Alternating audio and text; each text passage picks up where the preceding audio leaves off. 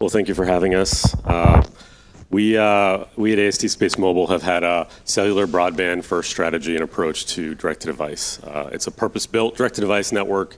It's created with the MNO operator in mind. The architecture works for the operator. They've been in the room with us building this over time. So for us, we always come from the lineage of broadband approach, premium add-on, filling in the gaps and the cracks. And that's been the approach we've followed throughout our life and really since inception. So with the operators, AT&T and Verizon are investors in the US, Vodafone in Europe, Bell Canada in Canada, Rakuten in Japan, and then we also have investment from American Tower and Google.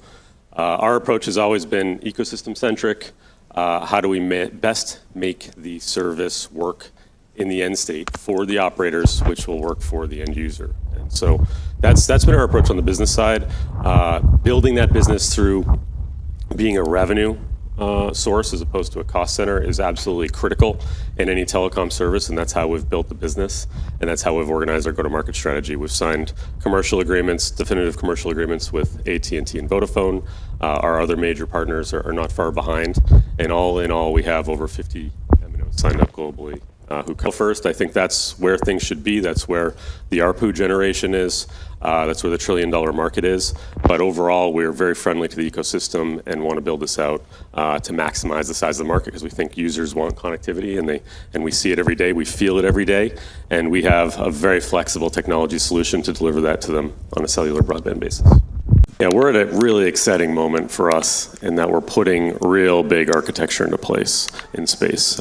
Constellations are very hard, often attempted, rarely successful. We have a few on the panel with us today, but it's hard to overstate how hard building a constellation is. And we've been successful in putting up the largest 5 satellites ever commercially deployed in low Earth orbit.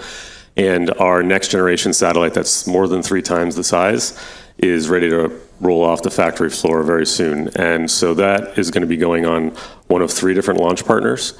And we plan 13 total launches over the next year and a half. And to further public disclosure on that point, we plan 5 launches at least through Q1 of next year. So we are getting very ready. We're very excited.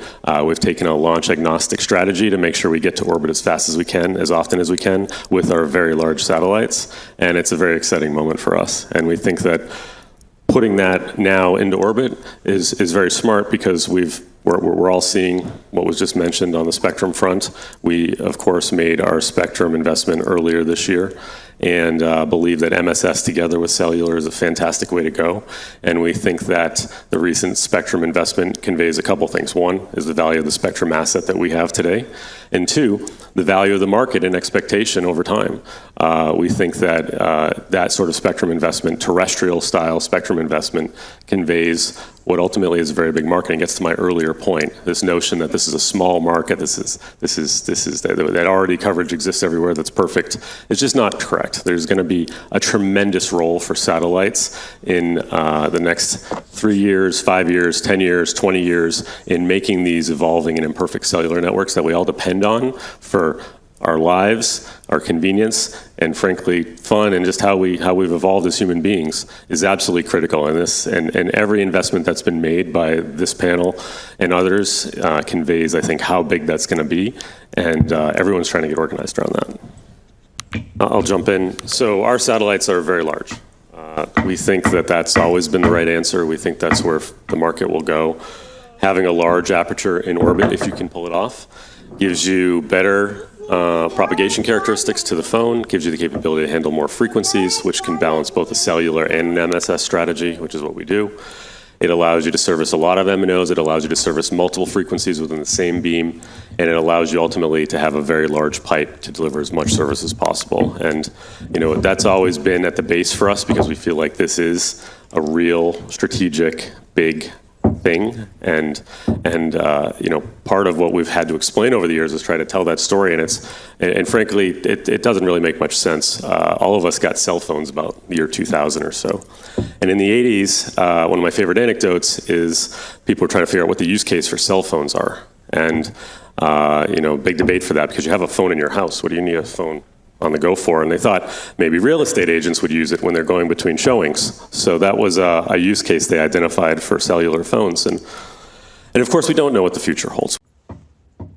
But for connectivity, I mean, frankly, we're addicted. Every generation, every year, more and more people need this. They want this as a service more than many other household items. So when you talk about interest in the service, ability to pay, the key is that we don't have a new device. The device exists, so it facilitates all different sorts of ARPUs for all different sites of services. You can sell a bit, you can sell a gigabyte, you can do a lot of different things. So for us, it's always been about how do you facilitate that full stack, that full offering with a flexible technology, now a flexible spectrum strategy, and that allows us to figure out what will come, and we do that with an ecosystem approach. We believe, a very friendly partner for the operators. We always have been.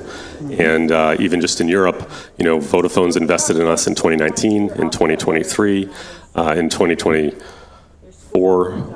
I think it was 3 times. And they recently formed a joint venture with us. So we're going to market in Europe with them, and we've signed up 21 of the 27 member states already. So for us, it's about the tech, layering in the spectrum, that's important, that we all know and understand, and bringing to bear the operators and making it work for them, because ultimately satellites and space has not been relevant to cellular in a big way in the past. And that cellular market, that consumer mass market, touching the 8 billion lives, the 6 billion phones, is ultimately what we're all trying to do, and we believe that our technology can do that in a very unique way, and we're launching satellites, a handful of launches later this year, and many more in 2026. And the funny thing about financial risk is that it goes both ways. So we're very excited about the risk profile of this sector. We've always been a huge believer in it. Everything we've thought has come to bear. The big satellite strategy is right. The cellular partner strategy is right. The cellular plus MSS for frequencies strategy is right. And we've done a fantastic job building that out as fast as possible. The vertically integrated strategy is right. You can't build a constellation by purchase order. So we love the risk. We think this is going to be a big market. We think that having access to one of the major bands and the largest portion of it and the most valuable wireless market in the world is an incredible beachhead. And having the ecosystem that we have with over 50 mobile network operators is an incredible position to be in, with 6 billion phones out in the market. So we love the risk. We think it's a great market. We're building it out with cellular broadband, which is the right strategy. And so I think the trick with risk is making sure you take the right steps. And we've executed incredibly well, both as a private and a public company. And that's the approach that we take, and we like that risk, and our partners like that risk, and we think this is going to be a very important market. It's a great place to be.